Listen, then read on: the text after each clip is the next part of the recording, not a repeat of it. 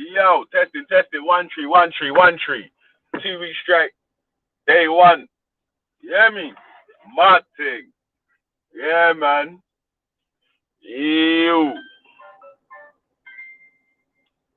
So, 1 sec, 1 sec, 1 sec. 1 sec.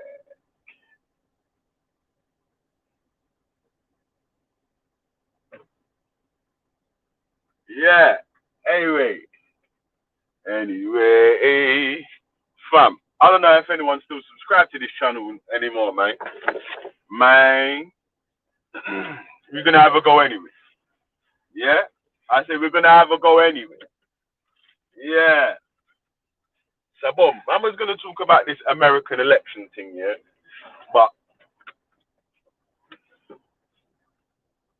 you get me, there's mad things that's happening on the ends right now. So like a young man tried to kidnap it seemed like maybe like a primary school to a maybe just the beginning of teenage school girl. And we sort of wanna find out any information around that, like what happened. A man's name was circling and there's videos of man them outside his yard. Yeah, trying to find him and that.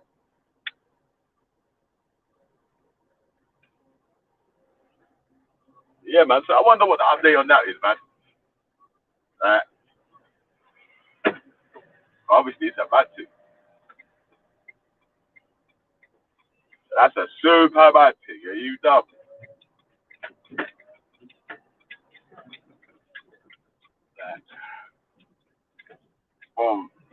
Like we were saying yesterday, man. Glad that this lady that filmed it was filming, man. You know? All right. He got arrested as per police update. Okay, yeah. Big up Mr. Lottie in the building, man. Yeah. So it's like, bro, what can we do to protect our children from things like this, man? How do we protect our children? Like, it's dangerous, and obviously you can't be with your child 24 hours a day, man. There's going to be times when your child is left alone. Serious thing, man. It's a serious thing, man.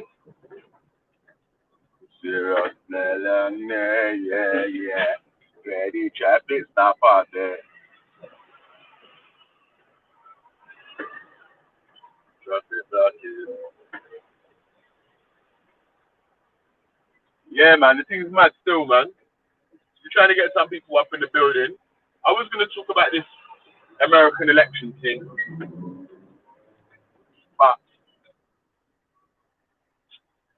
who cares? Who cares, man? That you getting kidnapped was more of an important news still.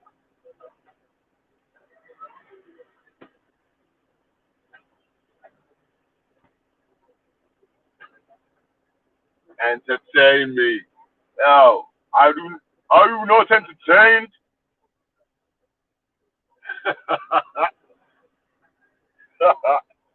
Yeah, yeah, big up, big up. Yeah, man. Star, Bob.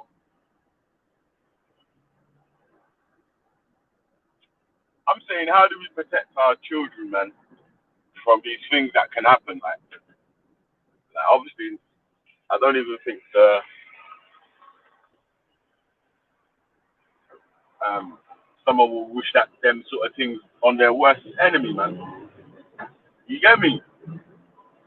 Like, I wouldn't wish that on my worst enemy for their child to get kidnapped, raped, any of them. You hear me, guys?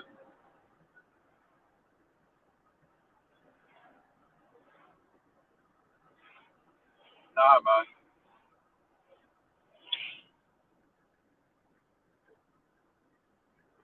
You hear me, guys? It's a bad thing still, man.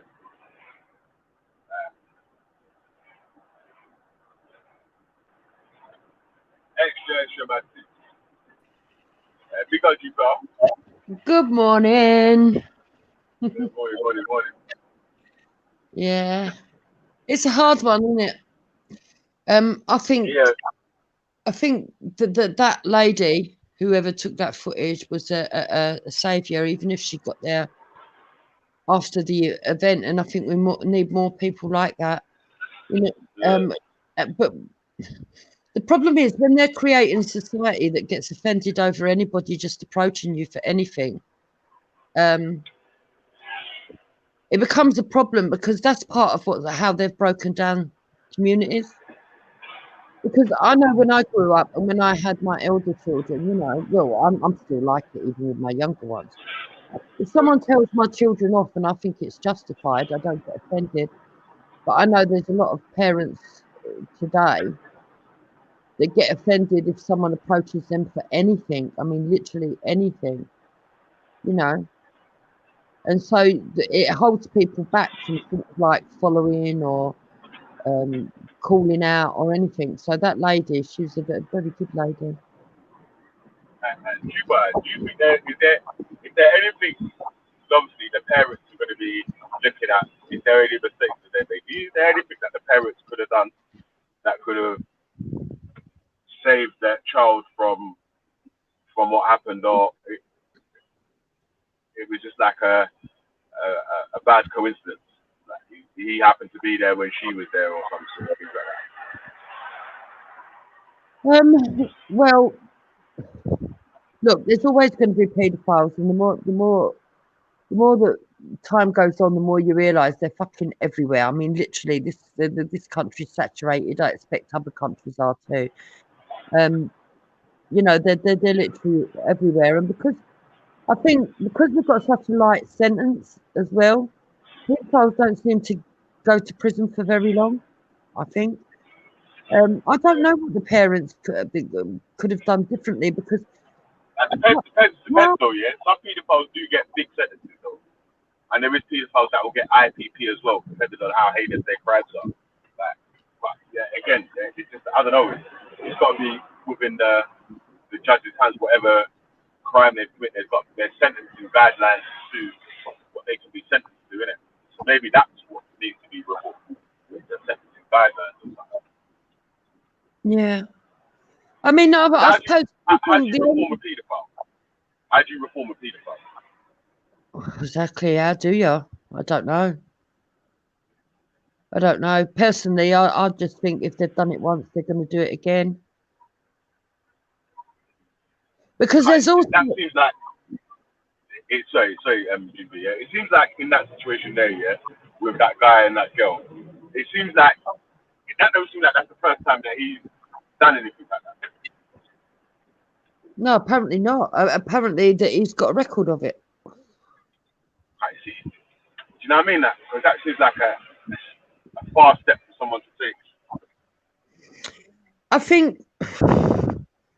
Well, the biggest thing that I took from that was how the girl was so frozen into silence Yeah, that other people were just walking past, not realizing that it was an odd situation, which is why I think that the lady, she was really sharp and very clever, actually.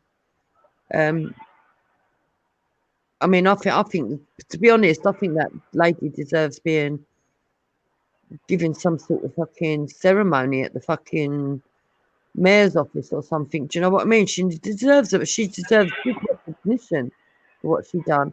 And maybe she's the kind of person that you need to get out there to explain what it was that made her think there was something wrong going on. Do you know what I yeah. mean? Raj was on here yesterday, yeah, and he was saying a man was attacking a woman one time, yeah, and people was just walking past, and he stepped in. Like, Mm. why does it seem like things things can be happening and people will walk past nowadays? Why won't no one step in, try to help out the person that seems like they're in distress, or do you know what I mean? Like, even if like a couple that's fighting or whatever, maybe not go and try and beat up the husband or something like that. But maybe you could like just like I don't know, take that somewhere else, try to talk it out or something. Why don't people not step in nowadays? I think there's more than one reason. I think the first reason is that everyone's so focused on getting it on camera to show other people. I think that's become really, really bad. Years ago, okay, before we had the mobile phones, because I can remember those days. If there was a car accident or something like that, you would quite often get crowds gathering, right? Which sounds really macabre, just to stand and watch, and the police would have to move them on. Nowadays, you've got people just standing there filming. You know, and it's the same for a mugging incident or someone arguing or a fight in a school playground or in the park. People just seem to want the footage. They don't seem to want to step in. Then you've got other people that would step in that are too frightened because we've become more violent, I think. And yeah, I mean, you see, even me, in the past, I've stepped in. I've seen a woman getting really sort of like smacked about, complete strangers, and I've stepped in. But then what you end up with is a couple of them turning on you. So you know, I've had to learn from that before. It's very difficult. It is very difficult. And then you've got a lot of people that don't want to be witnesses or don't want to give statements, don't want to help with the police. And so they avoid getting involved. They say, oh, well, it's not me. It's not my business.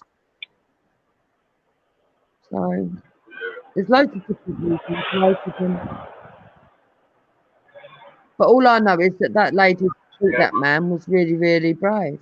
And not just brave. Yeah, but I got a strike for that video, though, you know. I got a strike for putting that video up as well. That's bad. Got taken down. That's bad. Did you show the face?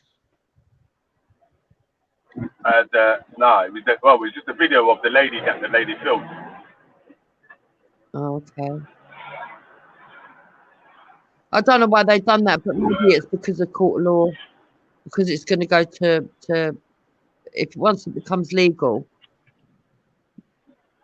for legal reasons, they have to sort of, I don't know, in a funny kind of way, they get protection till it goes to court, innit? You know what I mean? Yeah, but just in case it's not the right person, innit? Or just in case the story is something different. You get me? As far as we're concerned, we just know what we've seen on the video, and it does seem very shaky, innit? Yeah. But it's really well. What was most upsetting is the silence of the girl. The fact that she was so afraid. I think if we could, maybe when she was grabbed, she should have been really sort of like vocal, you know, really screaming out. I don't know this man. She was frightened. Me away. She was so frightened of the guy. Yeah. You know what I mean? A stranger just grabbing her like that. She about to froze. Yeah. Kind of sick, man. You ever like someone could think that they could just do this to children, and it's like, you know what I mean? I tell you what I do like, yeah, the public response, yeah, that although the vigilante thing, yeah, is not really what people should be encouraged. I don't encourage people to be vigilantes, yeah, but you know what I mean? Like the public response wasn't like, oh, we need to wait and, you know what I mean? Like people was at his door. Yeah. I wonder if he had a knife or something, because she did seem sort of like terrified.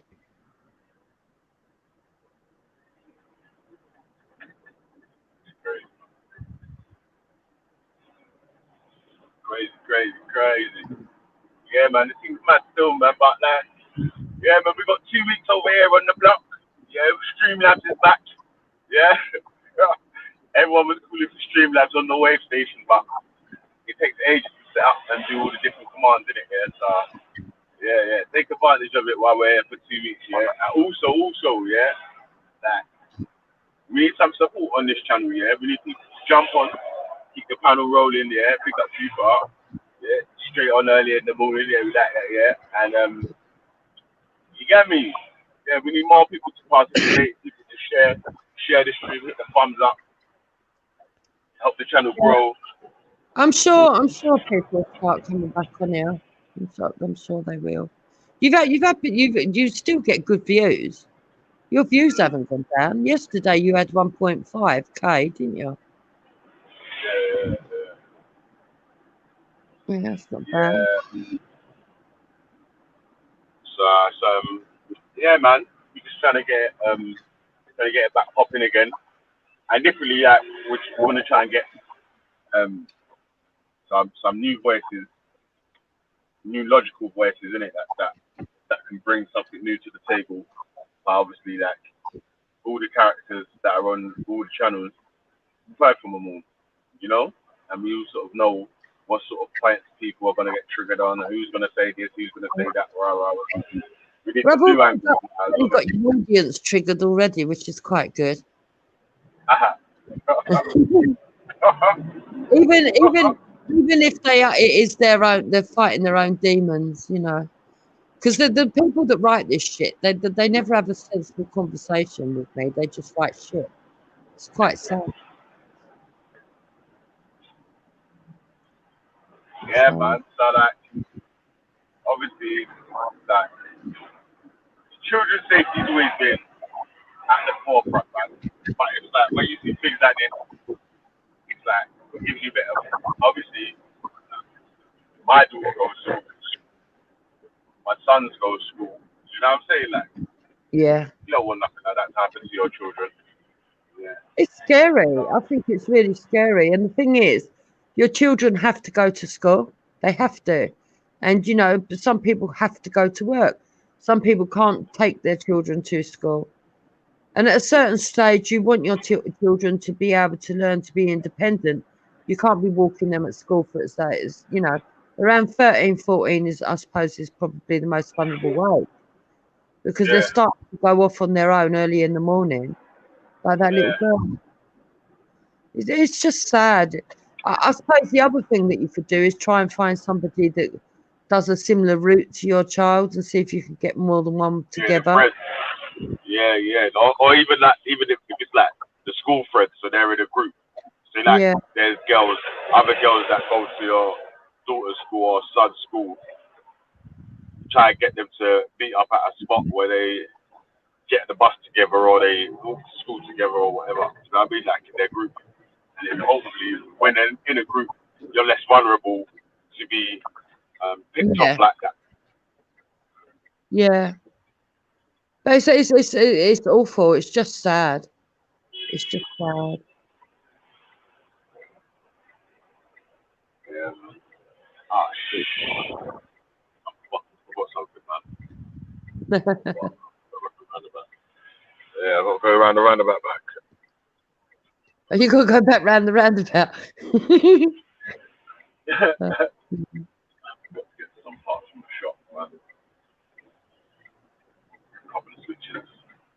Couple of switches. Yeah, so what do you think's happening on this Donald Trump, right? So I was going to have a question the other day about this Donald Trump thing, yeah? But, like, honestly, I don't really care about it. So, Yeah. it was, I don't, you know what I mean? Like, well, I don't know. For me, it's like a choice between two devils. Do you know what I mean? No. Do you know what I mean? One's a bit weird. He's into kids. I mean, we know that. And I mean, out of the two, I would prefer Donald Trump, but I don't know. I've kind of lost interest, to be honest. It's dragged on for so long that I just want them to make their mind up, get it over with, and leave our country alone. Because every time there's elections in America, it seems to affect Britain, and it gets on my pissing nerves, to be honest. so what do you think the effects are on, like, say, like UK for if Donald Trump wins or if Joe Biden wins? Does it make a difference to the UK? Yeah, I think there will be an effect on politics. Yeah, I do. I think if Biden gets in, it's going to be sort of like Marxist politics, isn't it? That suddenly start filtering back, and we don't need that shit. I don't need it.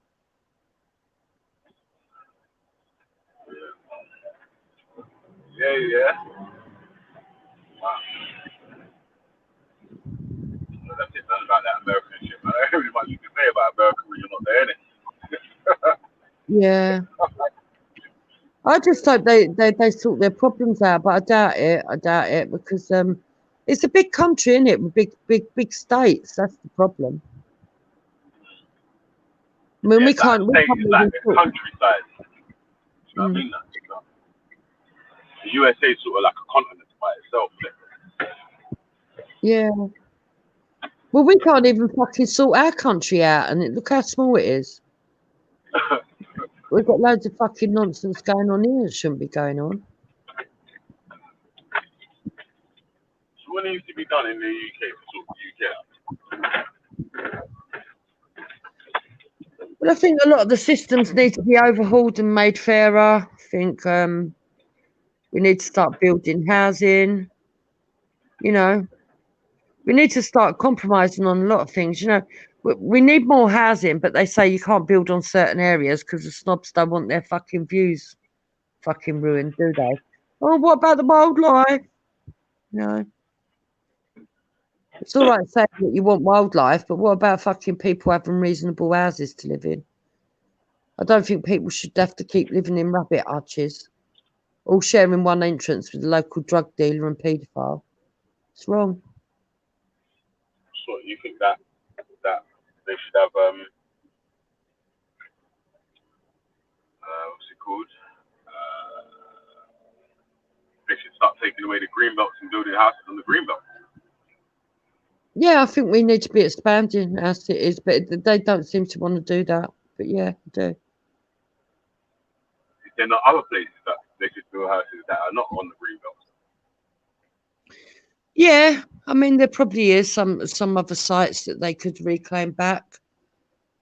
You know, where old factories were and stuff. But the thing is, Veli, for me, I mean, I understand why they do it, but for me, I can't stand it when they knock down somewhere and they say, "Oh yeah, we're going to do a housing estate," and then the next thing you see, it's just flats. You know, they need to do some houses, proper houses. I mean, even So now, I don't know if you've been to Greenwich, but like Greenwich Village and all that, they're building houses with no gardens. What the fuck? What's going on? It's wrong. yeah. Even like Kidbrook Village as well. So what do you think Kidbrook Village Kidbrook is? Kidbrook Village, Where Ferry I used to think, be. yeah, I think it's going to end up like fucking Ferrier Estate in 20 years, just with more people on it. Yeah, no, seriously though. When that ferry. Oh, you cut off. You're on mute. You're on mute. Oh, sorry, my phone does that every now and again. Yeah, when Ferrier Estate was built, right, it was like top of the housing, modern housing, top of the range. You know, everyone wanted to live on there. It was big houses. Even the flats were big. I don't know if you ever went inside any of them. Even the flats were big and everything else. The masonettes were big, and everyone used to go on about how lovely it was. And then within 5 years, it was shithole because obviously, you know. What estate was that?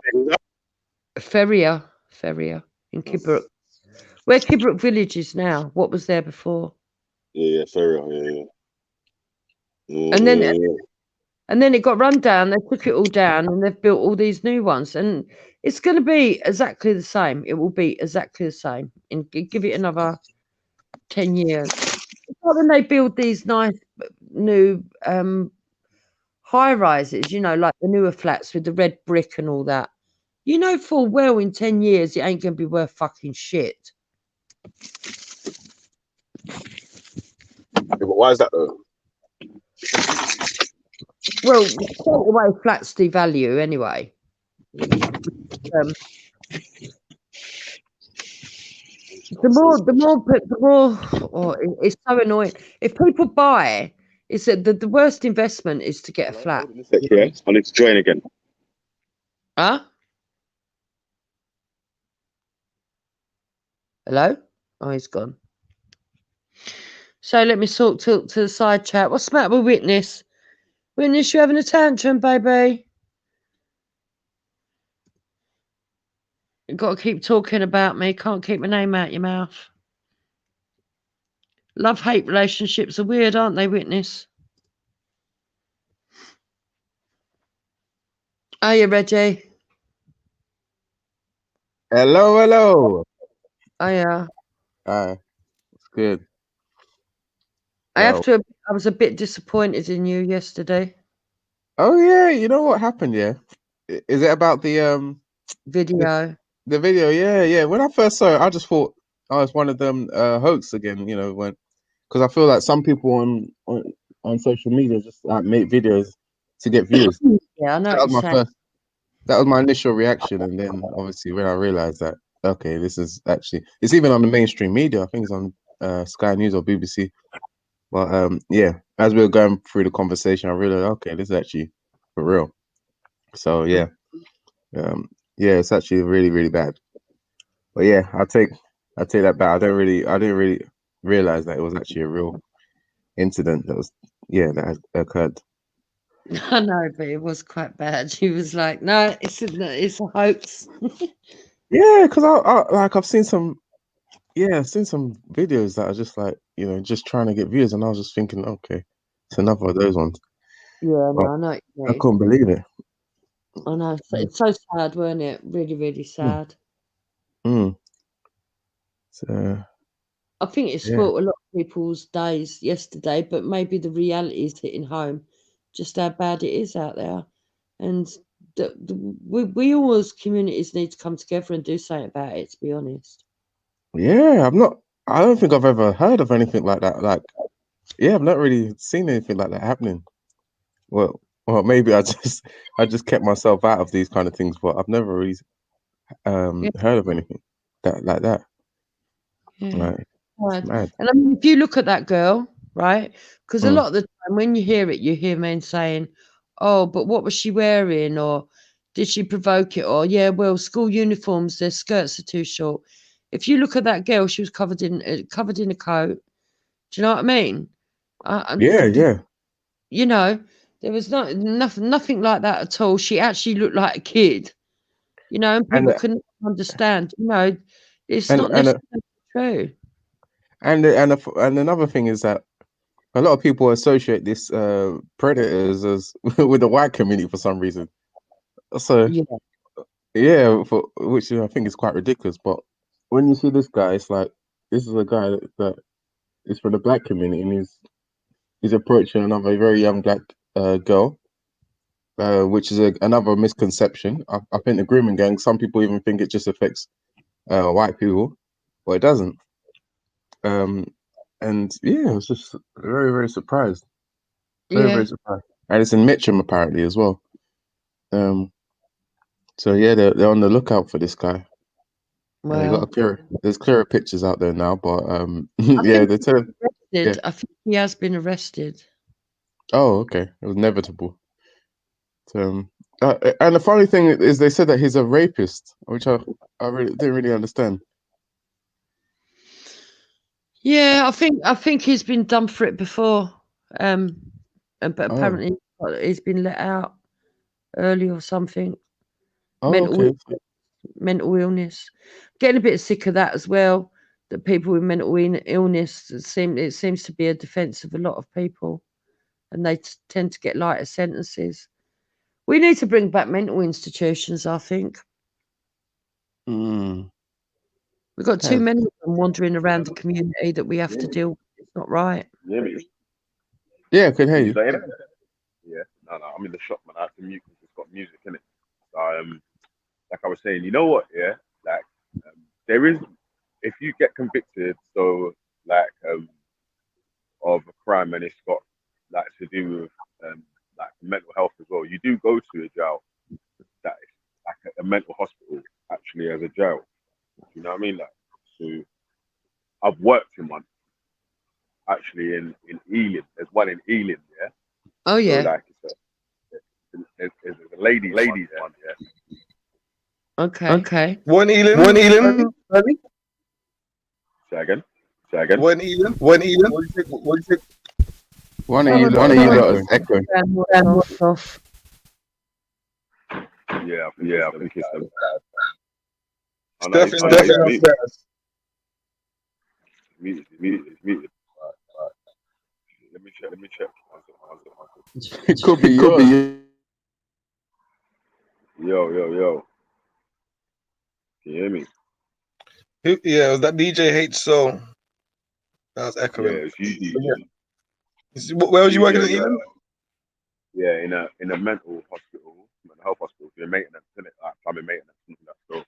So but again, it was like a jail for people that had committed crime, and it's not like you're not allowed out. It's fenced off. Again, you're basically under medication, so everyone in there is walking about like zombies under serious medication. Serious medication. So it's not like they just go there and play PlayStation or whatever. It's like literally a mental health place, isn't it? Where you're locked up. So but let me mute again, yeah. Yeah, DJ, you're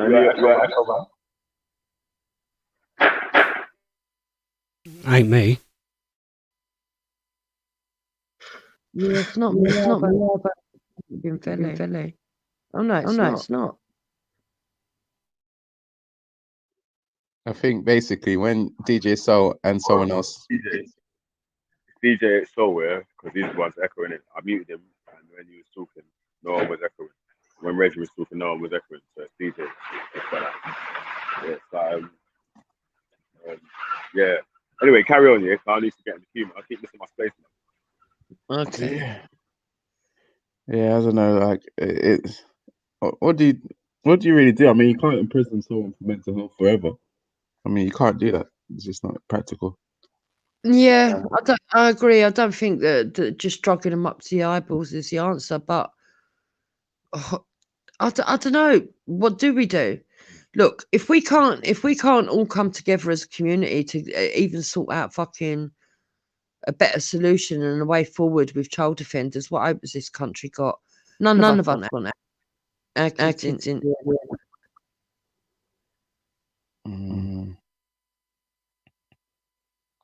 Yo, DJ, what you gonna say?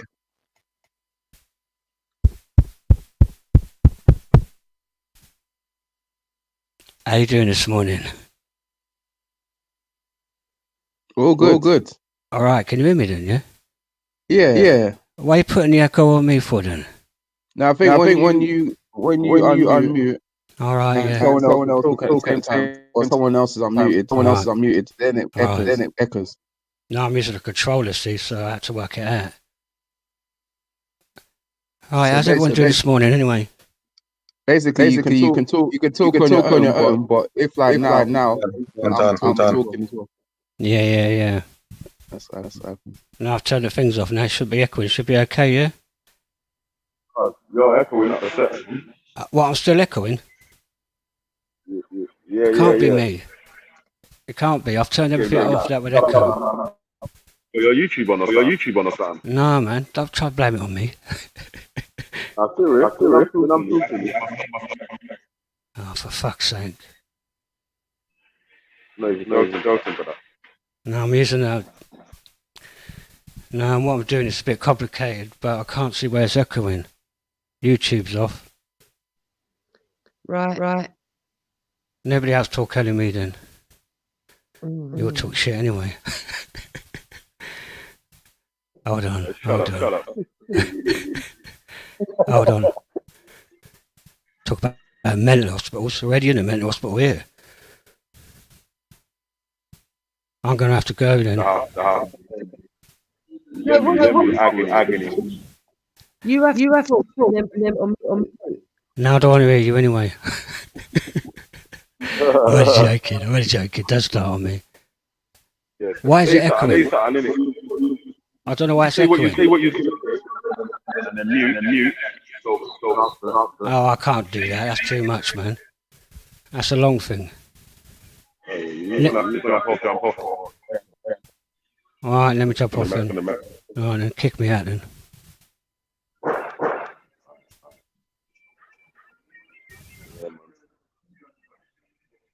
Yeah, man. All right, yo, G-Pot, Reggie, hold it up for me, man. I'm in the queue, man. There's playing music today, so. Yeah. On the job. It's on the job. Yeah.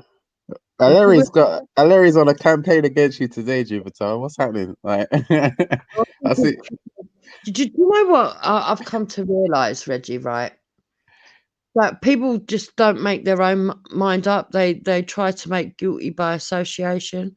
And because I'm a Tommy Robinson supporter and refuse to give up my support for him, people can't learn to just make assessments properly. They don't see their own racism either. They want to give racism out, and they actually think that they're privileged, that because they're black that they can't be racist, which I don't ascribe to. And they don't understand that my difference of opinion might be just as valid as theirs. That could be said for a lot of the people that probably have criticism of you in most chats, but what do you call it? Witness seems to be someone that does his that's done some sort of research, because he's coming up with quotations as well. Yeah, Even though he's Witness is the realist, man. Witness always comes with facts when he does. He I doesn't just wouldn't come say with facts, but he does. Yeah, he does come. He doesn't come Yeah. with No, if I'm gonna have two people talking to me at once, it ain't worth it.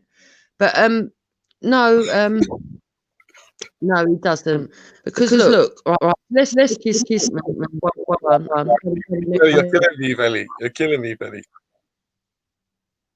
We've got an echo again.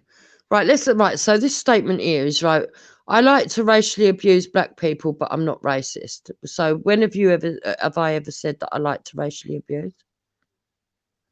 I've always said that I mirror people. So if they say something to me that's racist, I'll say exactly the same statement back, but just change it from white to black. Well, yeah, I can kind of understand what you're saying. I mean, I've heard people, we had some Asian guy, he was saying to Tommy on Sunday, it was on Sunday, he was saying, "Oh, call me the P word, call me the P word to my face." Well, about that guy's come online a few days ago and also used the N word, and he said, "Oh, him and his black mates, they call each other the N word, they call each other the P word." Yeah, and to some extent, I can understand some people are comfortable, using these kind of terminologies, even though I don't agree with, the expression. But at the same time, I don't know. I don't think it makes you necessarily racist. I just Yeah. think it makes people a bit. I also make the point that there's context and context matters. So, and a lot of people, they get triggered. How can I put it? For example, if I was to discuss a conversation that I overheard, where someone used the N word, and I was in a court of law, I would say the word in full. I would even say it amongst people that I know. I can't believe it. That bloke come down the road, he called that man the N word, and then he hit him. But for some reason online, there's a load of snowflakes that panic if you say it even in context. Do you know what I mean? And they don't understand that just because you can use it in context, it doesn't mean that you go around in your real life calling everyone the N word. To me, it's low intelligence, and I'm surprised that people like Witness, because he's not an uneducated man. That's obvious. Yet he doesn't seem to be able to dig. He only sees 1D, and I find that sad in a 3D world. Yeah. Did you say that Stephen Lawrence's death had nothing to do with racism? No, what I said was, I believe that the motivation for it was racial, but the reason he didn't get justice was because there was a criminal amongst the killers, and the father was a big criminal. So it was down. I'd imagine all the killers were criminals, right, Jupiter? Sorry, no. But hang on, Scattered. It was down to police corruption. There was one of them had a father that was a big criminal that had police connections and was paying off the police. He had police protection because he had them under his wing. Scattered. Hang on, Scattered. Does the denial of people's main how can I put it, main interpretation of certain events, like maybe to an extent denial of racism in a particular case, make you racist? I mean, it depends, wouldn't it? Right? I mean, I don't know why I'm jumping in with the Cape today because I was having a conversation there, and you kind of a No, little bit. I was having a conversation with Jupiter before you even I know came that, on. but I asked her a question, so I think it's a little bit rude for you to cut her off in the middle of an answer and try and change the topic like this. But I it's thought okay. she Fair finished enough. answering. I'm not sure she did, to be fair, but it's all right. I guess maybe for you, Jupiter's opinion isn't relevant here. But the idea that somebody or whatever the question you're asking me, the reality is that like definitely the denial of certain things in certain situations definitely can lead or can indicate racist attitudes, racist beliefs, or racist tendencies. For example, in this very country that we live in, that you like to uphold and big up quite often, right? We actually have laws against a thing called Holocaust denial, and the idea is actually if you deny the Holocaust or deny Nazi racism, welcome to Gaza. Yeah, if you deny Holocaust racism, you end up in jail, right? You can end up with a criminal record. So denying events and denying racist actions and racist events can actually, yes, be equated to or be indicative of somebody who is a racist. Yeah, for sure. Okay. Yeah, but I mean, when in the instance of the Holocaust, that and this is a common thing that you people from your community tend to use this Holocaust scenario. When you deny the Holocaust, you're denying what's been widely accepted as a historical event. That's what Yeah. you're doing. Okay, I'm going to go because I can't handle Sorry, that. Jupiter, go on. Sorry. No, it's all right. You two can have the. I'll come back in when you're ready to talk. Why Well done, Gaza. are you saying your people? Yours is bad still, bruv.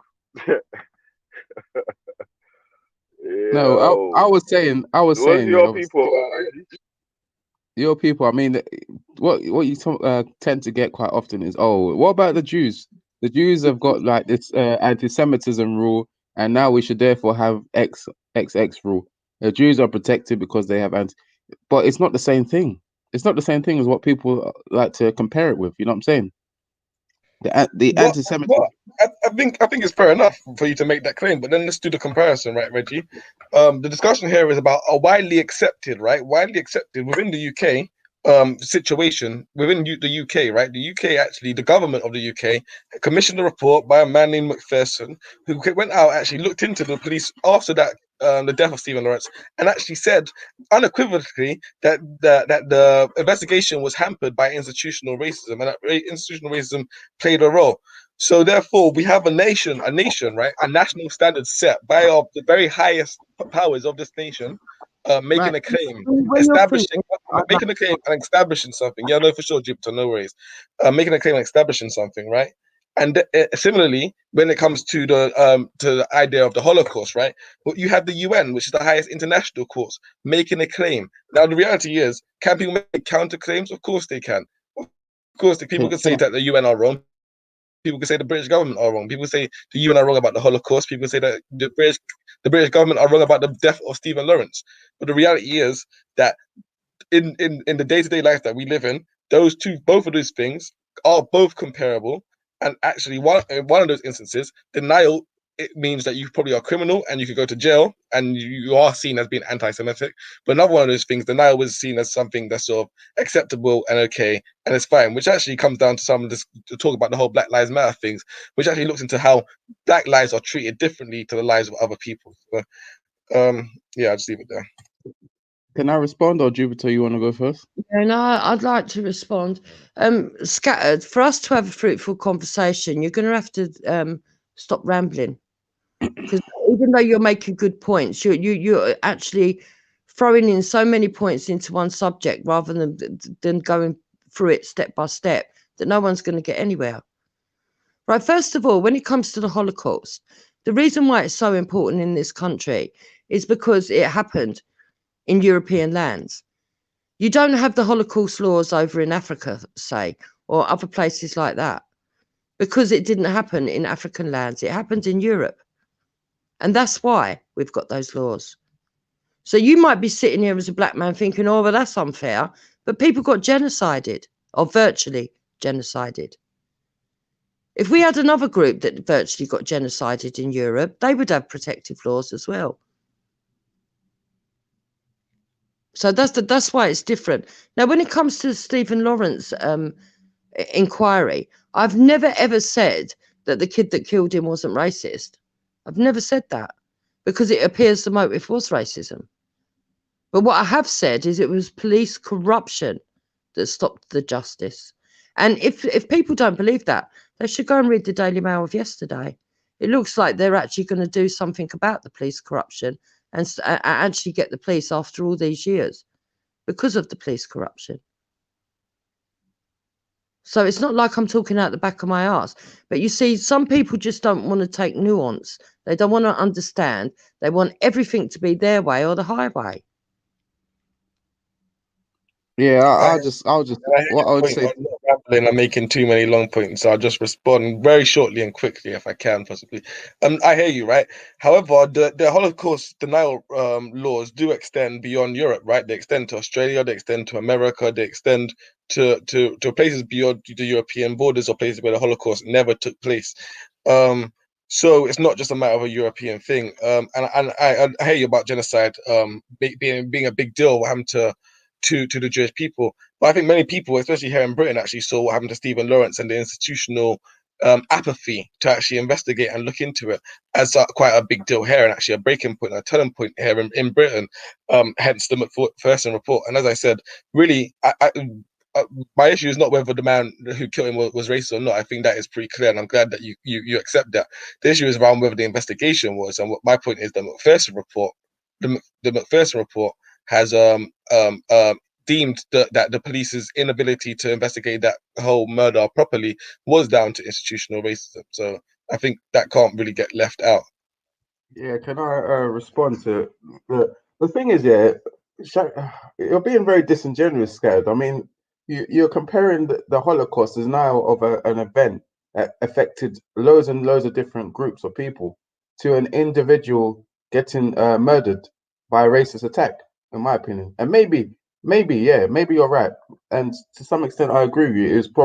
There is probably a lot of racial. The police was probably racial. Yeah, there was institutional racism somewhere involved.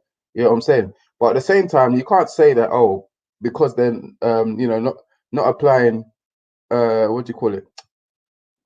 They're not enforcing people's. They're not making everybody have to agree with it or not stopping people from denying it. That means that it's the same as the Holocaust. It's just a very, very bad comparison.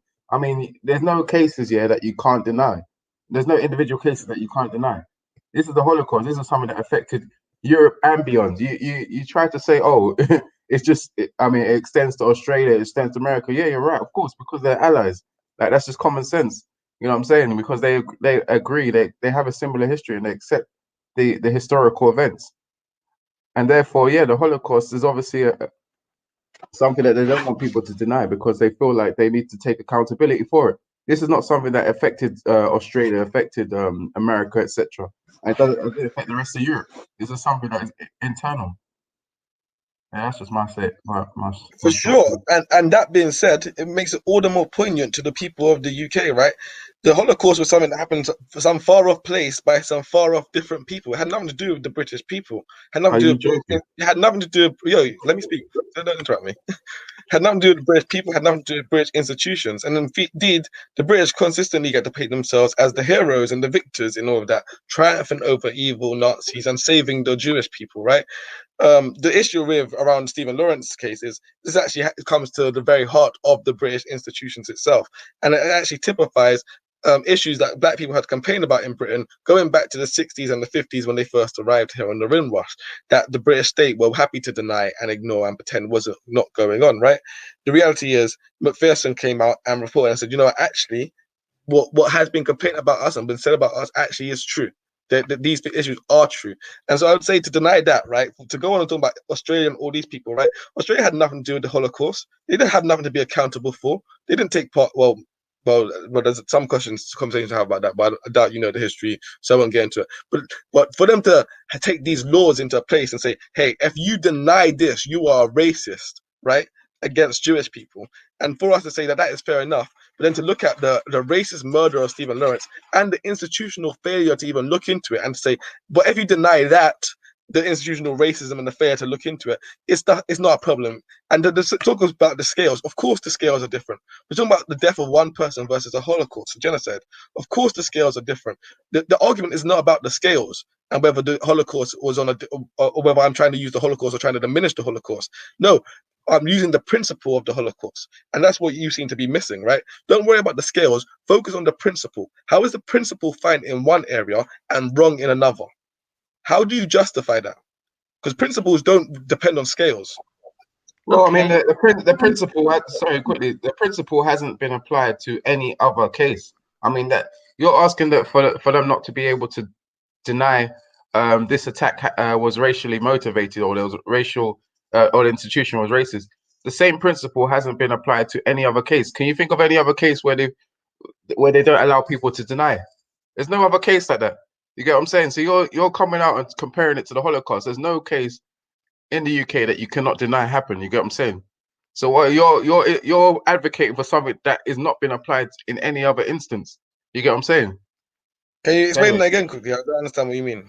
What I'm trying to say is you're saying that people shouldn't be able to deny that there was institutional racism applied in this particular case.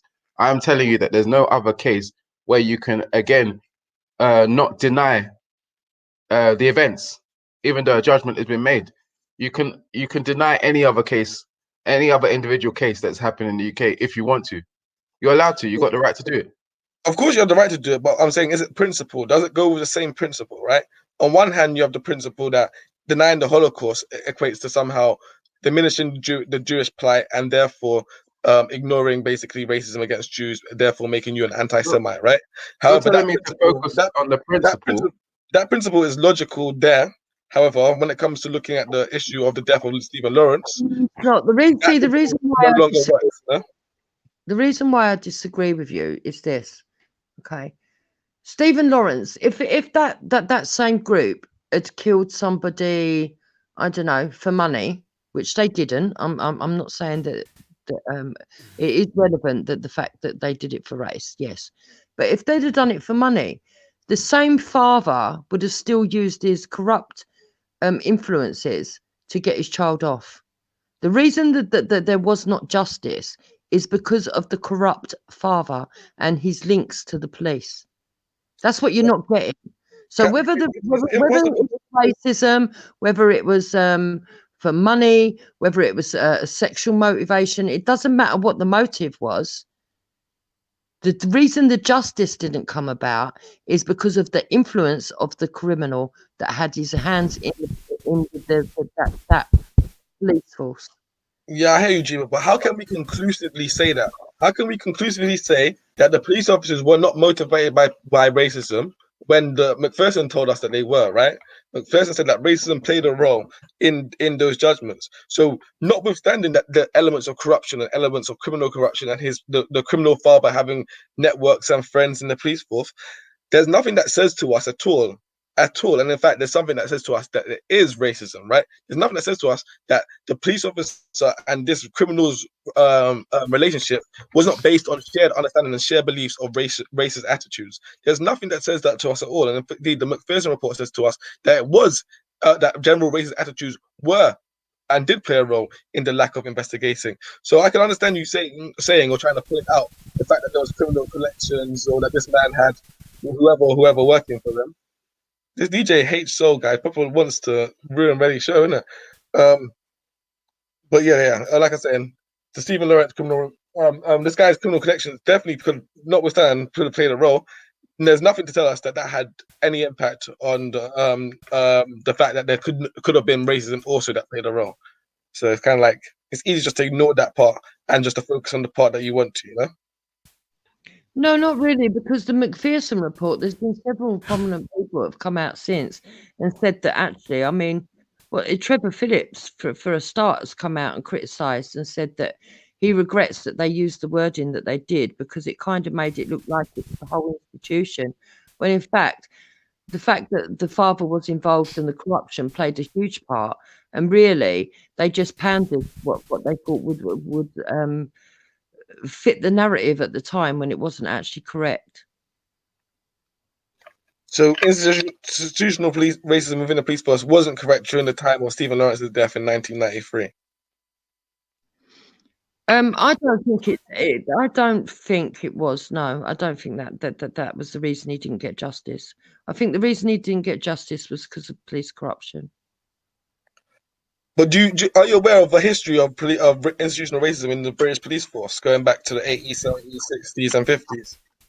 I'm aware that there's incidences of police racism. Yeah, 1 second, guys. It's still echoing. No, it's not echoing. You're just making bare noise. Sorry, carry on, G4. How you mean bare noise?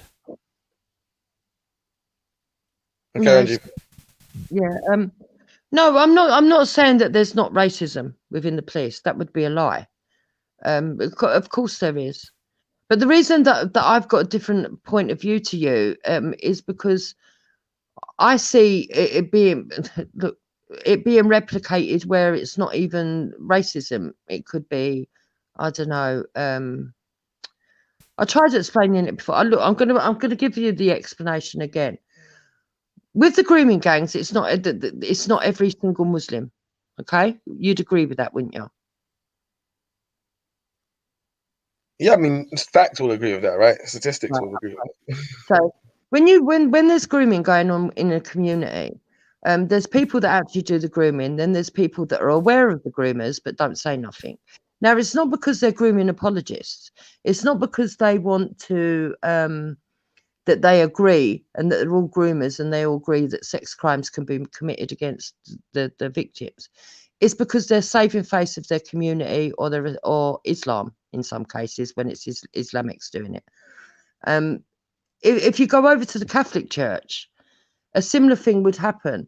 When we had the priests all interfering, we had a vast amount of people that covered it up. They sent the priests abroad or whatever. They moved them to a different parish. Now, the reason that they did that wasn't because they were all paedophiles. It's because they wanted to save the face of the establishment. Now, when it comes to the police, I think it's a similar problem. Yes, there are incidences of abuse racially, but it's not because they're covering up the abuse because they're all racist. It's because they're saving the face of the establishment. And that's why I disagree with a lot of people. So I do believe racism exists. I do believe that we need to find better ways of dealing with it. But it's all down to corruption in my book, and not because the whole system's built against black people. Because I don't believe that. I mean, when I see someone like Afua Hirsch on the telly, preaching, and then I can walk down the roads and see a homeless white man. I think, come on, people, let's be real. Let's be real. But I mean, I understand, and to be fair, I think these arguments go back and forth. I just jumped on because I haven't been on Valley Vision for a minute. I just thought it'll be interesting, and I heard Reggie just talking trash. So I thought I'd try and correct him in some areas, and I can't remember to really go back and forth. But statistically speaking, the data it's always good. Like, the reality is, if you're white, like, you are 2 out of 10 or 1 in 5 of people you are going to be living in poverty. If you're black, 1 in 2 of you are going to be living in poverty. So that's not to say that you won't go down the street and see white people who are homeless or living in poverty, but it's to say that statistically speaking, on the absolute numbers, white people are 4 times less likely to be in a position that black people are in that case, right? Statistically speaking, graduates from university, if you're white, 12 months out of university, you are 60 times more likely to have a full-time employed job than black people. These statistics, these numbers, they're all real. So we could go around and sort of look at the exception and say, oh, there's poor white people here and there's poor white people there. And yeah, for sure there are. But those poor white people are the minority of their group, right? When we talk about the issues that affect the black community and the issues that affect black people, when Afua Hirsch is on there talking about those issues, she's talking about it because it's affecting the majority of that group. And I don't know how many times you could really explain or really, I don't know, pull out these numbers and really try and get people to actually look at them and see them before they realize there's issues.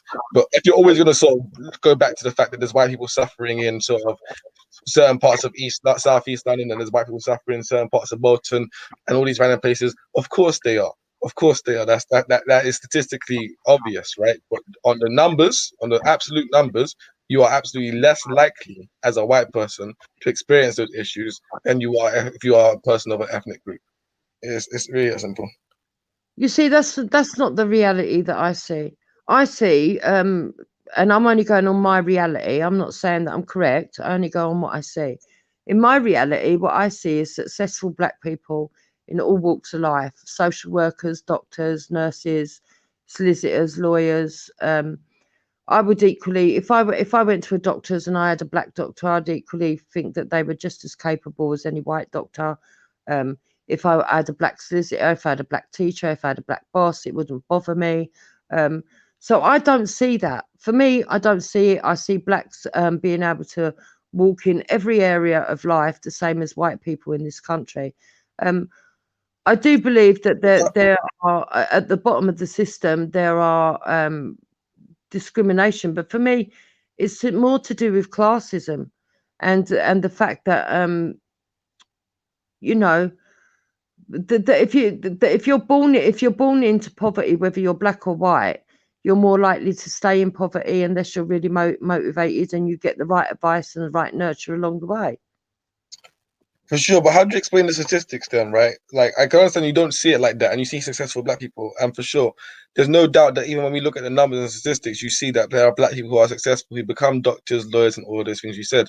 But when you look at the numbers on the data, how do you explain that? How do you explain the fact that a Black person who graduates with an engineering degree from, just say, Bradford University, and a white person that graduates from an engineering degree from that exact same university with the same qualifications, and statistically speaking, the white person is going to have a job 12 months after that point, and the Black person isn't, right?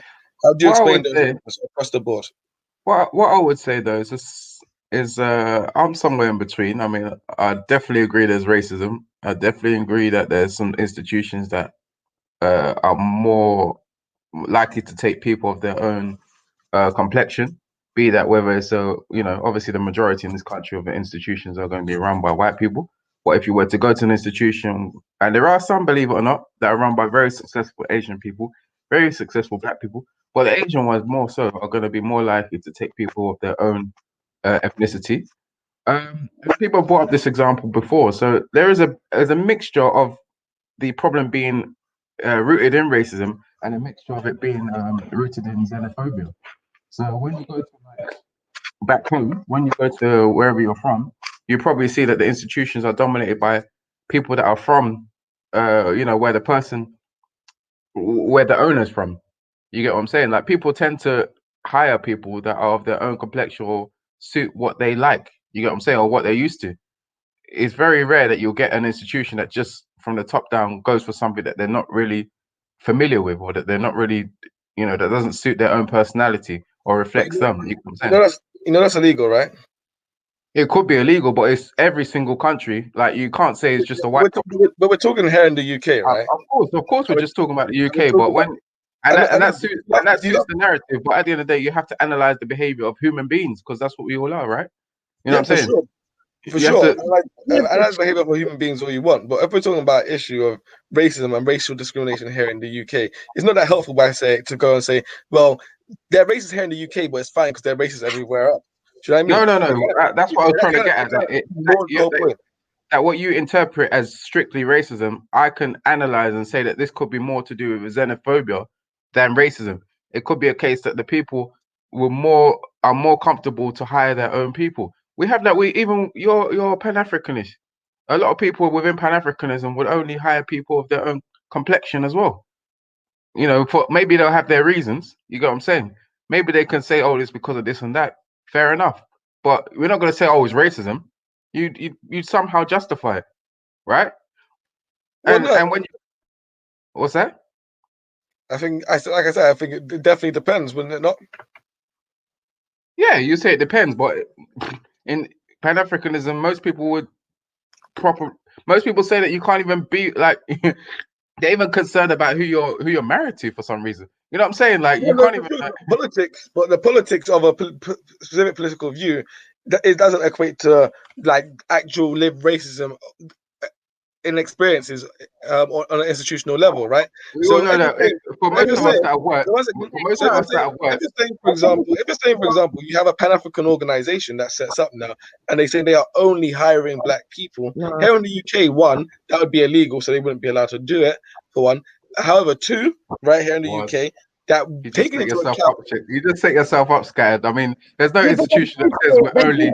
let me give you an example, right? I worked in a company where the majority of the people there were black. Okay, my area manager was black. The top management was black. My work colleagues were mainly black. There was like 5 white people that worked in the place that I worked. Now, yeah, I did eventually move my way up, right? But it took me twice as long as anybody else because there was, even though you couldn't, well, I suppose I could have done, but I just couldn't be bothered. Because there was favoritism to people, and it wasn't just down to skin color either. Because what they would do is the Nigerians would try and help the Nigerians up. You would have the Indians trying to help the Indians up, and you would have and it was fascinating to watch actually. You would have Ghanaians trying to help the Ghanaians up. And for me, being in the minority, just watching how these people were all fighting each other, the internal politics of my workplace was very, very interesting. Watching how they all battled with each other, and they all had their own man that they were caping for, or woman, but more than likely men. To try and every time sort of like supervisory positions came and stuff like that, stuff that should have been completely equal was not, and it was open warfare, and it was obvious. Everybody, and 9 times out of 10, we always knew who was going to get it. It was the majority group. It was the majority group that was going to get it. And in that workplace, it was Nigerians that were favoured. So, I hear yeah. you. I mean, it sounds to me like that there definitely was some issues at that workplace and that institution. Some, maybe not all, but there's some issues there. But I think we take into account that I believe, or maybe I'm not sure, or maybe I'm wrong on this, but I believe that you live in London, and I think when you think about it, in London, white people are the minority, so it shouldn't be a surprise. In fact, it should be the case that in every job, in every office, in every workplace across London, that white people should be the minority. What you find actually is in every workplace, pretty much across the board, that is not the case. Almost all of the workplaces in London, in the city of London, across the board, the majority of the workforce employed in those companies are white. So yeah, you do occasionally get those companies where there are Asians who are hiring Asians and so on and so forth. And I do think those are bad hiring practices that are wrong. But you can't hold those in the same rate as racism when you look at the overall employment statistics and you see that these people are still highly underemployed, people from ethnic minorities, and white people are still highly overemployed. And I think that's the reality, right? But scattered, you'll get that across the globe. Any country you go to, you're gonna find. Okay, if you go to where you're from, Jamaica, you can expect to see more white people employed than black people. Like it's just the nature of the country. Like it's just it happens in every single country. It's the nature of human beings. If you ask me, you know what I'm saying. Like you're going to a country that's 85% or is it 90% white. What do you expect? That majority of more ethnic people, be employed than white people when the country is 8%? What'd you say? I said the country is 80 or 85% white. Yeah, but London is 56% black and minority ethnic. So workplaces across the board in London, specifically in London, should be represented now. And I think they are. If you go into, even if you just go into a Tesco, an Aldi, a Waitrose, this is at bottom level.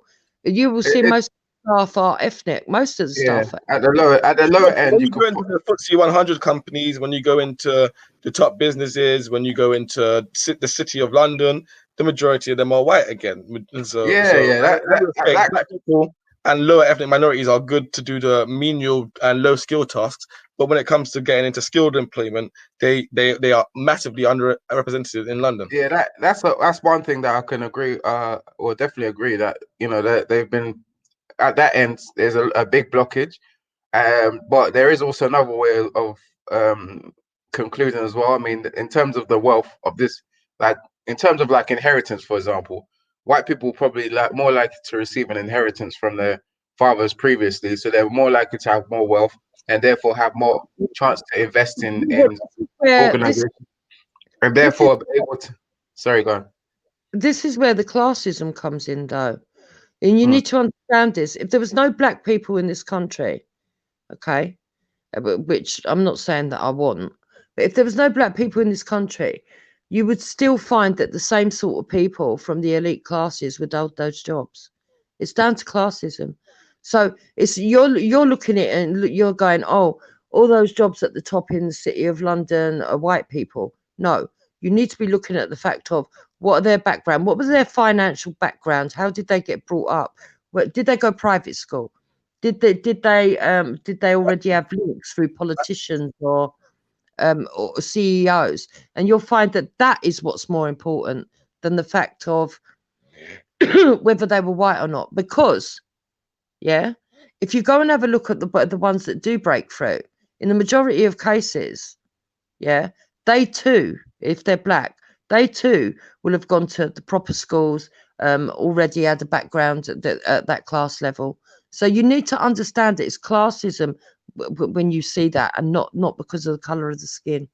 I hear you, but like the reality is that when you actually look at the statistics, like I said before, and let's just take just one area, and we'll go across the board, and I'll start here, engineering in particular, right? When you look at the engineering sector, and you look at black people and white people in that sector, and you control for the type of university you attended, socioeconomic background, gender, all of these things, right? And you control for all of those in your statistics and your research, and you look for it, you still see that black people are more after years of graduating. Black people are up to 60% more likely to be unemployed than their white counterparts. So even when you talk about, one second, Reggie. So even when you talk about background, universities that they go to, the schools they go to, the friends, when you compare black people that went to the same schools and universities as white people, just in this field of engineering we're speaking for right now, we'll go into other areas, right? The white people still seem to have an unfair advantage in employment over the black people statistically across the board. I'm not talking about on the individual levels or the one-off black person that might make it or the few black people you might see at the top. I'm talking about statistical rules across the board, that across the board, after 12 months, black people are consistently year on year coming up with these same numbers statistically. So the question is, why is this same number statistically reoccurring? And that's going to be my last question, because I got a cut like in a sec, but I'll stay to head the response. I don't know, because I think that numbers can be played around with, and I really do believe this. I believe that you need to go on the reality that you see.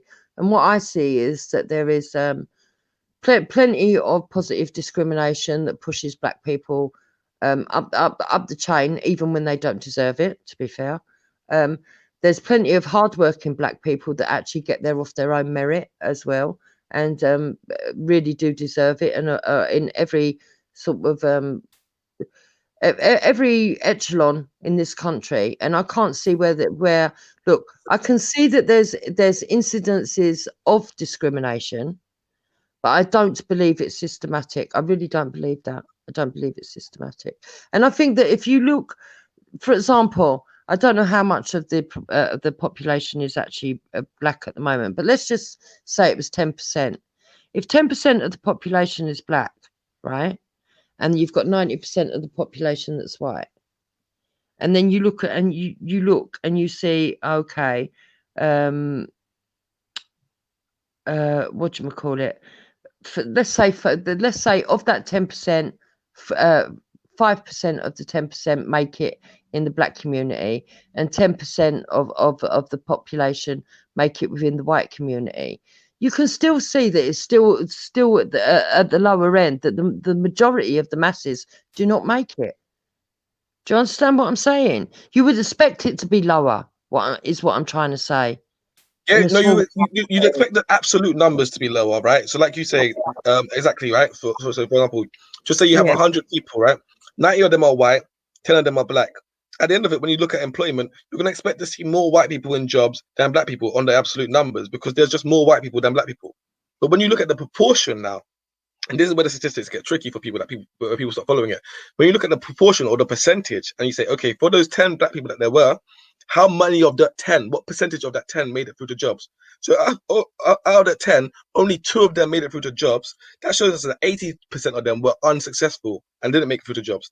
And now when you look at that white community, just say, for example, just only 30 of them made, 40 of them, 50 of them made it to the jobs. You're seeing that a much higher percentage rate of success for the white people than you are seeing for the black people. So even though you expect to see more numbers of white people anyway, you expect to see the same percentage carry through. So if you have 100 people applying for jobs and there's only 10 jobs, you expect at least 8 of those jobs roughly to go to white people, and at least 2 of them roughly to go to black people.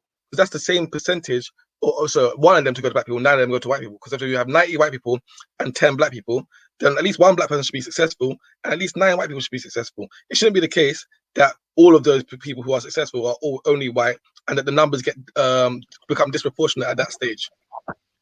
Yeah, no, I kind of agree with you. But you see, for me, this is where something on paper breaks down in reality, right? And not because I agree with it. It's just it's never going to work.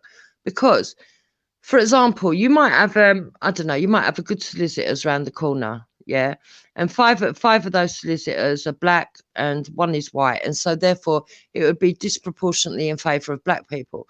Then you go into another road and there's another good solicitors, and you might find 5 white people and one black person, right? So it's reversed. Now, for you, what you're basically saying is to make sure that it's always fair, we've got to make sure in every single company there's a proportional representation, okay? Now, if you start doing that, you can't have the discrepancies which actually comes about organically within life. And this is where the problem comes from. Whoa. What are those discrepancies that come about organically in life, for example, right? So, like, black people end up doing mostly sports jobs, and white people end up doing mostly technical jobs. Or white people end up mostly in high-skilled jobs, and black people end up mostly in low-paid jobs. You know what I mean? You're getting offended without understanding what I'm saying. Okay. No, I didn't get offended. I was just trying to ask. I was trying to put across the scenario of what happens of these next. If you're an employee, yeah, regardless of the colour of the manager, if you're an employee and you happen to, like, I don't know, but by chance, every time you've had a position, you've ended up in a position where you've got 5 black staff and 1 white staff, yeah. But the employee round the corner, but by every time he's had a position, he's ended up giving it to 5 white staff and 1 black staff. Nothing to do with the colour. It's just the way that it's ended up. But for you, you would go and look at that white employer and you'd walk in there and you'd go, oh, fucking hell, there's only 1 black man working in here. This bloke is not proportionally representing the nation. He should have 20% of his staff. You understand what I'm saying? Right? But then you'd go into the other place and you'd say what's going on here. You wouldn't necessarily say there's a problem here, right? You'd say what's going on here, right? Yeah. You'd say statistically speaking, you should have at least 20% of your staff being black, and you don't have that statistically. So let's look at your employment practices. Let's look at your how you're recruiting people, your recruitment practices. Let's look at your criteria that you set out in your application process, and let's see, are you doing anything here that is detracting or putting black people off from even applying? Are you doing anything here that makes black people being uncomfortable to be in this environment? And once we answer those questions and we can ascertain the answer is no, no, and no, then we can say fair enough, this just happens to be how it's gone. But the question is, why is it a difficulty for us to ask those questions when we know there has been entrenched difficulties and issues for black people finding jobs? Okay, so now look at it this way. So somebody like you is going to walk into that place that's got the 5 white people, yeah, and go, oh, this place is disproportionately represented in favour of white people. We need to bring in black people to proportionally represent the nation, okay? I didn't say that. I said we need to look into what's happening with your hiring practices. There's nothing about bringing black people in. It's just questioning the hiring practices. Okay, listen. So with that employee now, the next time position comes up, because he's got this at the back of his mind, positive discrimination, he now goes to the black person, okay? But the one round the corner that's got 5 black people, yeah, now he should start getting rid of his black people in favour of white people to make it proportionally representative. I mean, you're not listening to what I'm saying. No, would you? Hold on. This is where the double standards comes in, because you don't want that to happen. It's okay that the bloke round the corner's got 5 black people. So what you want is the proportional representation just to be in favour of black people, and that's not equality, and that's what I disagree with. But that's not what I was saying, Jipa, and you have to follow here, right? The issue, I was not saying that you go into these companies and you force them to change who they hire. I say you go into these companies and you ask questions about their recruitment and employment practices. If you could do that and you find that the employment recruitment practices, there are no issues within it whatsoever, it's not for you to tell whoever how to hire people or who to hire or who to fire at this stage. The employers are already their employers. employees. However, when you look at their recruitment practices, if you do find that they are unduly ruling out black employees, or not giving black people fair opportunities within their employment structure, then yes, for sure, that is something to be addressed. But if you find that they're not doing that, and it just happens to be the case that black people just aren't getting But some through of the them, application process, or aren't necessarily even applying, despite their best efforts to make this an equal equal process where everyone has a chance to apply for, then you could say, fair enough, you guys are actually doing your job. But if they're not doing that job, then the questions should be asked, and that is all that is being done.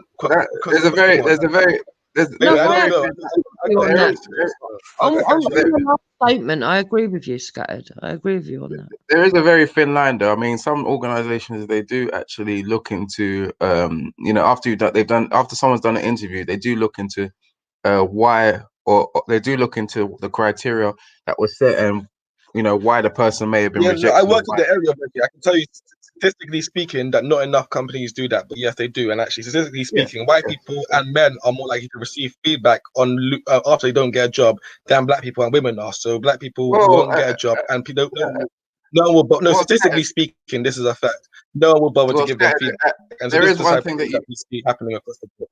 I'll come yeah, back Sky. in a bit. I 'Cause I got also something. work. I also work in an organization that obviously does a similar process, but at the same time, people don't always go back and ask for feedback.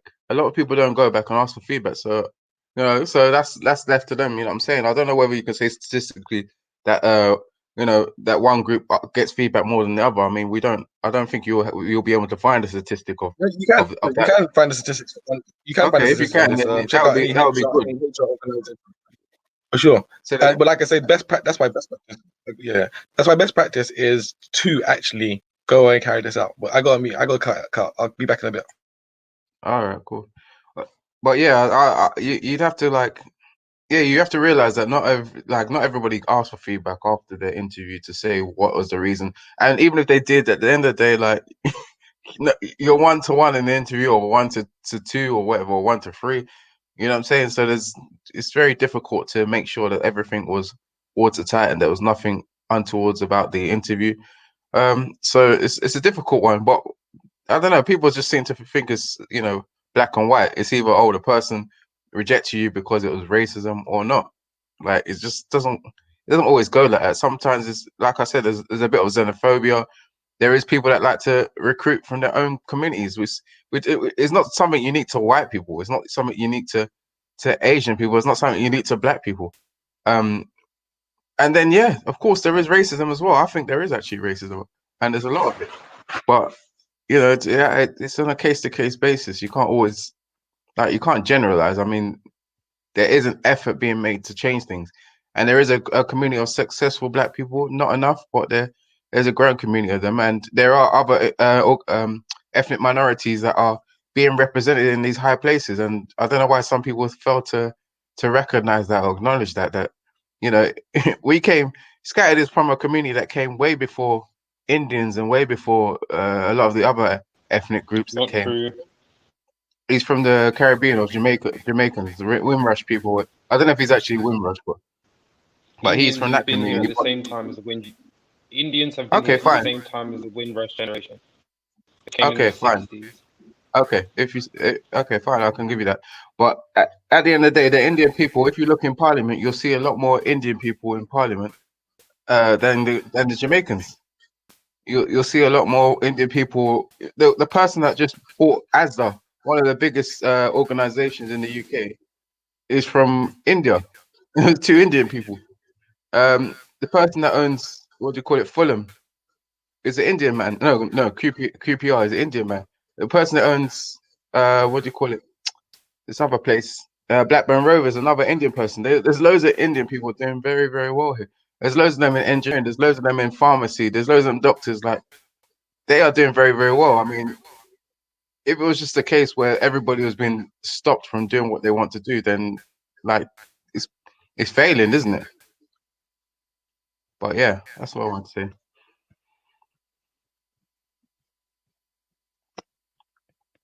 Where's the counter punches, man? Indians run the UK. Yeah, it's funny you say that, right? Reaction. I mean, they're doing very well in there. I mean, like you got Preeti Patel yesterday who put us on the severe alert. You know, she's one very high up. We got the Sunak guy. You know, when are we going to see one of our guys, you know, in that level of influence? But we got all these people They sell their souls. They sell their souls. That's what people always accuse. Like, if a black person came up tomorrow and was like going to be president, people will say, "Oh, they sold their soul because they're not rapping about poverty and things." You know what I mean? Like, really, like, who you don't even know these people. No, that's not why I say it. It's only you. It's only you online that is talking that hasn't sold their soul. That is, you know, squeaky. That's cool. And if you listen, you understand why I'm saying that they sell their souls. I say they sell their souls because once they reach a certain level, there's no vested interest in the community anymore. David Lammy is a prime example. He wants to be a part of the ethnic minority groups when it suits him, but when things are actually going wrong, he's nowhere to be seen. He's sitting in his £4-point-something million pound house with his £4-million something wage. That's why they sell their souls. Whereas I'm pretty sure Priti Patel and can you tell me what you mean by selling their souls? What do you mean by the selling the souls? I just explained it. People expect them to sell his 4 million house and distribute it amongst the community. So that's not what I expect. That's just that's not what I expect. No. First things first. That's not what I've said. So don't put things into my mouth and create a narrative that's not what I said. So how do you define every individual has a vested interest, or rather should have a vested interest in their community and the background that they come from. A prime example of that, as you said yourself, Reggie, is that an Asian person will look to hire an Asian person, a Caucasian person in preference, be it conscious or subconscious bias. We community don't do that, and that ends up when we are in positions of power to continue. What would you say they're useless? We do not. But I still don't understand your definition of selling a soul. Well, how do the Indians in the UK sell their souls? I missed the bit. Said Ralph. No, but I missed it. I was just kind of logging in, so I was on mute, so I didn't hear you. What do you say? What is the definition? Allow it to expand. Oh my God! How many people can speak at once? Oh, right, sorry. So for me, when someone is selling their souls, it is when they move to a certain position in society, their career, and they claim to be for the community and do nothing for the community. So when it suits you, you want to be a part of that community and talk about the struggles that you have had and your community has had. But when the actual, what's the word I'm looking for? When the actual core comes down to it, you have no vested interest, or you're not bothered by your community's shortcomings. You're more interested in your own house, in your own what's the word I'm looking for? Your own bubble, say, rather than turning around and saying, you know what? I'm the MP for Tottenham. Tottenham's rife with drug and knife crime. What do I do about it? Instead, when there's a political campaign about the struggles of black people, you're quick to be in a hoodie on the face of everything, but you're not actually investing the time and effort and finances given to you by the government to tackle these issues. So therefore, you sell your soul. So just understand. So you define selling a soul as when an individual succeeds in his community is, according to your metric, is not doing what you think he should do. Is that summary? I'm just trying to summarize what you're saying. So your definition in quotes of selling a soul is when an Indian, a black guy, a Chinese guy gets ahead in life and doesn't do what you think he should do. Is that what your definition is? Which is going to the community. That's literally David Lammy's job, is to look after Tottenham. And he does not do that. That's like literally his job. So that's not my opinion. That's a fact. Yeah, I actually agree with him, because that's part of the problem, how the white working class see it as well, that they've been sold out and that they've forgotten about the actual needs and issues of the people they're supposed to be representing. So I agree with you, Raheem. And what makes you think the Indian people don't look after the Indian community, given they're the most successful diaspora community in England? I mean, what's your evidence for this behavior? Say that again, Ralph. So what's your evidence for the fact that Indians are the most successful diaspora in England, successful in all aspects? I didn't say that. So no. So what I'm saying is, no. I'm telling you the most successful diaspora. Why do you think they sell their souls?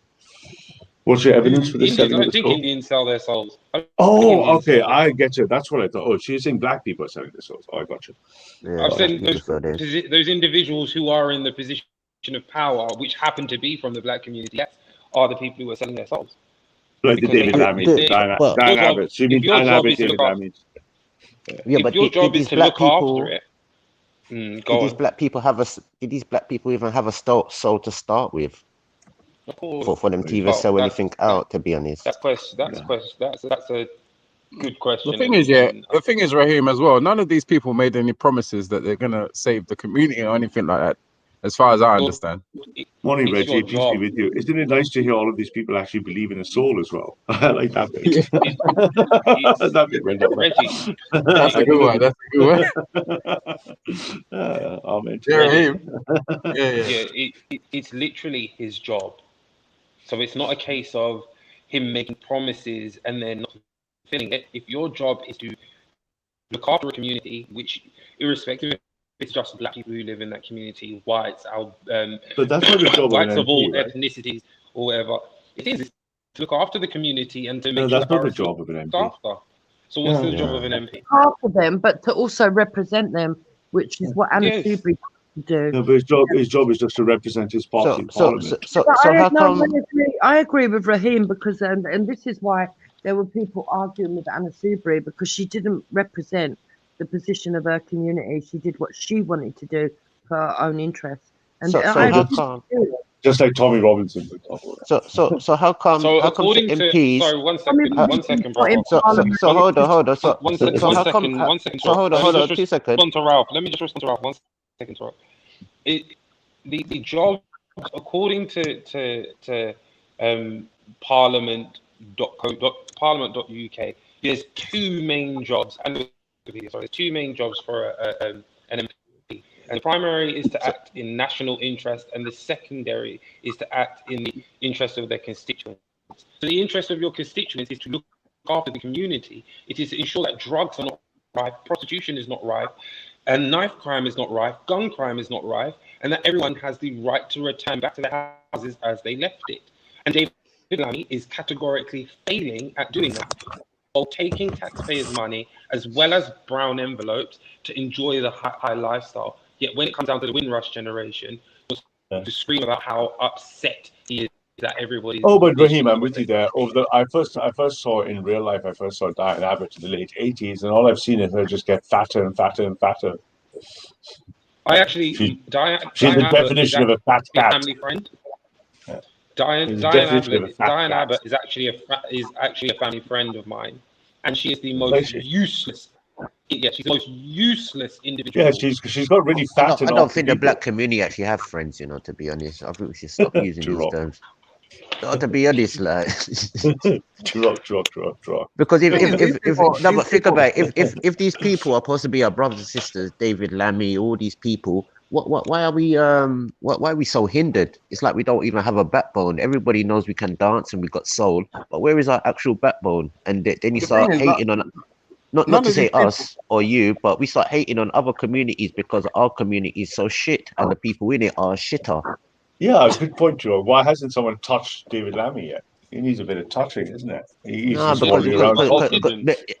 the A team is not for David Lammy. The A team is for the other little black boys. The thing is, hold on. Did anybody actually vote for any of this David Lammy or any of the black people on this panel actually vote for any of them? And could anybody tell us their policy that made them actually vote? Because everybody's saying that hold on. How do we know they didn't do what they said they were going to do? When they came didn't. It's the same song every day. Reggie, David, the problem is this year, David. When we talk about David Lammy, Diane Abbott, and all of those other people, I think they detached themselves from us a long time ago, bro. They don't really see to our needs, and we don't really fuck with them because of it. Yeah, but they had to. I think they had to because their community is not helping them. None of you have bought any of their policies that they said they were going to implement and haven't implemented. So how can you say that they haven't said they haven't done what they said they were going to do. Like, because their community is there to drag them down. They're not there to help them. This is why a lot of these black people have to separate themselves and try and get. Who's to say in the first place that they actually said they were going to come and help our community anyway? But this is my point. This is why they have to separate themselves, get their own qualifications. Hold on, 2 seconds. And when they've reached their pinnacle, you have black people now saying, "Oh, but you're black. You're supposed to help us. You're supposed to be Caribbean. You're supposed to be African." And it's like, no, where was you people to put me through college? Where was you people to give me noodles and all that thing? They never even told us that they were going to come and help us, and you guys are like, they're not helping us. Like, none of them even go and push leaflets through people's door for David Lammy or much less other black people. So why should they actually help you lot when you're in their time of need? David Lammy, you know what? I was just going to add this year. What's that other? Hold on. What's the other politician? Yeah, he started to come out and talk about black issues. What's his name? He's got London glasses. Mayor. Oh, the one running for London Mayor. Winston. No. Basically, he's a black politician as well. It's not David Lammy and all the Winston McKenzie. It's another one. No, he's a bit youngish. He's always talking about about the stop and search and everything. He's the only kind of one who's really spoke on certain black issues.